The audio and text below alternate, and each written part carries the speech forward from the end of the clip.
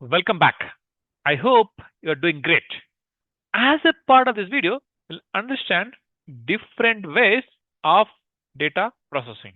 This is bit generic, may not be specific to the big data, but we want you to understand what are the different ways of processing the data.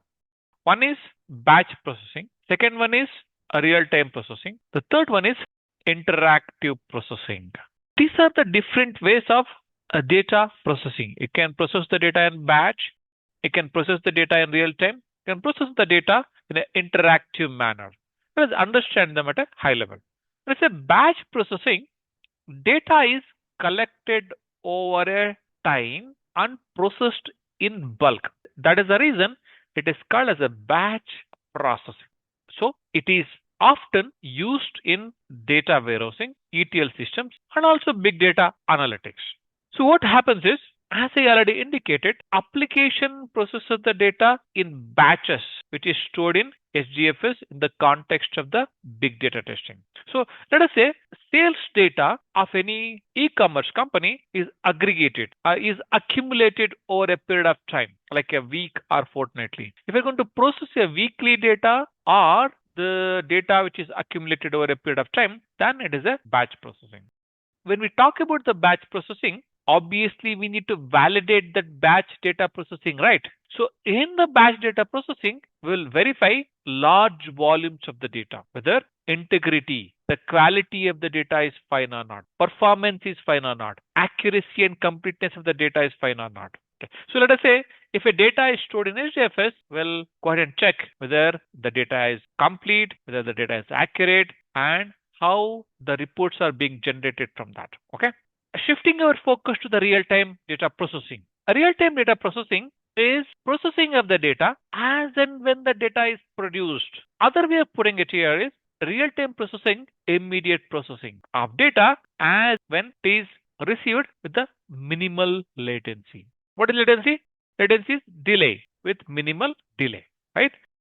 So the system processes the input data and delivers the result almost instantaneously. I'm saying almost instantaneously, right? That is the real-time processing. So let us say the data is being produced by IoT devices, or as and when the customers are purchasing the equities in a real time, the analysis has to happen in real time and the result needs to be updated in the stock trading systems. When we talk about the real-time data testing, we got to validate the accuracy here. We got to validate the completeness. Along with that, we also need to know the response time of the validations, response time of the processing. We have to validate that aspect as well when we talk about the real-time data processing. So interactive processing, as the name suggests, the processing is happening in an interactive manner. So in the interactive processing, systems takes the user inputs and responds to the user in real time. As and when user is giving the input to the system is responding to that immediately. See, there is a difference between real-time processing and interactive processing. In real-time processing, as and when the data is produced, the processing is happening. But in case of interactive processing, there is always a customer or a user involved here. That is the reason it is called as interactive. The user is going to give some input, the system has to respond. Based on that response, user is going to give one input. Based on that, system is going to give a response. Based on the response, user is going to give another input. Based on that input, system is going to respond. This will continue until the processing completes. That is what is interactive processing is. So like you can have online banking applications and e-commerce websites.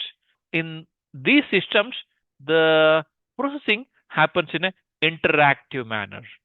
If you want to look at the interactive processing testing, right, we have to simulate the same thing. Like user is going to give an input and there is a response. Based on the response, we have to give another input, how the system is behaving in that way.